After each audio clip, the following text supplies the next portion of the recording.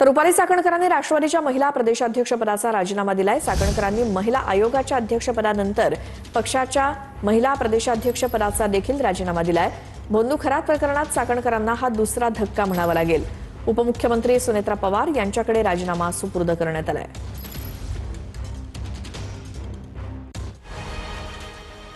भोंदू खरात प्रकरणात रुपाली चाकणकरांना आता राष्ट्रवादीच्या महिला प्रदेशाध्यक्षपदाचा राजीनामा द्यावा लागलाय। याआधी चाकणकरांना राज्य महिला आयोगाचं अध्यक्षपद सोडावं लागलं होतं। चाकणकरांना हा दुसरा धक्का बसलाय। रुपाली चाकणकरांनी आपल्या महिला प्रदेशाध्यक्षपदाचा राजीनामा सुनेत्रा पवारांकडे सुपूर्द केलाय। यावेळी चाकणकरांनी सोशल मीडियावर पोस्ट करत आपली भूमिका पुन्हा एकदा स्पष्ट केली। राजीनाम्यानंतर चाकणकर काय म्हणाल्या? खरात प्रकरणाबाबत पहिल्या दिवशीच मी माझी भूमिका स्पष्ट केली। त्याच्या आर्थिक व्यवहारात गैरकृत्यात दुरान्वय संबंध नाही।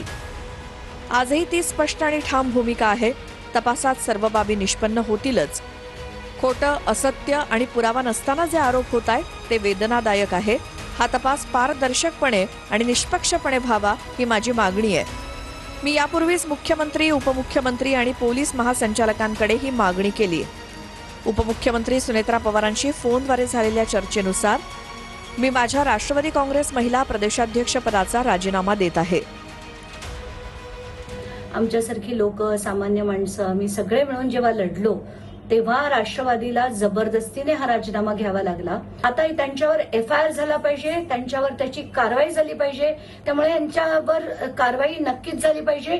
तर पहिला FIR आणि मग कारवाई हीच अपेक्षा आता आम्ही करतो। आता त्यांचा जो आहे तो राजीनामा तब्बल अशोक खरातला 10 दिवस अटक केल्यानंतर आलेला आहे आणि आता दोन्ही राजीनामे दिल्यामुळं त्यांच्या जो आहे तो तपासाचा मार्ग मोकळा झालेला आहे। SIT लवकरच त्यांना जे आहे ते तपासासाठी बोलवून घेईल आणि अनेक गोष्टी ज्या आहेत त्या जनतेच्या समोर येतील। मी मागणी केलेली आहे की राज्य महिला आयोगाच्या अध्यक्षा यांना तात्काळ आपण अटक केली पाहिजे। शहर पोलिसांनी जो गुन्हा दाखल केलाय त्याच्यामध्ये सातत्याने आपल्याला दिसतंय की महिलांना तिथे पाठवणे म्हणजे तुम्ही तुमच्या पत्रिकेतले ग्रह चेक करून बघा, असे बाबा आहेत असा करून ते प्रकरण वर्ग केलं जात होतं। ते रॅकेट स्वतः रुपाली चाकणकर चालवत आहे। ह्या परिस्थितीवरनं प्राथमिक दर्शवते का रुपाली चाकणकर यांना तुम्ही अजूनपर्यंत चौकशी केली नाही।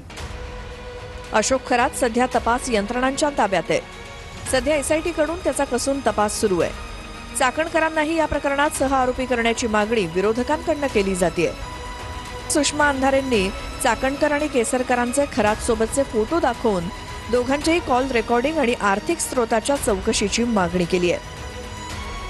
आम्ही अत्यंत स्वच्छपणे दीपक केसरकर आणि चाकणकर या दोघांचेही कॉल रेकॉर्ड तपासले जावेत अशी मागणी केली आहे। या दोघांचेही आर्थिक स्रोत तपासले जावेत याची मागणी आधी होती। याच्यानंतर मी CM साहेबांना भेटेल, मी EOWच्या ऑफिसला जाईल, मी त्यांच्यासमोर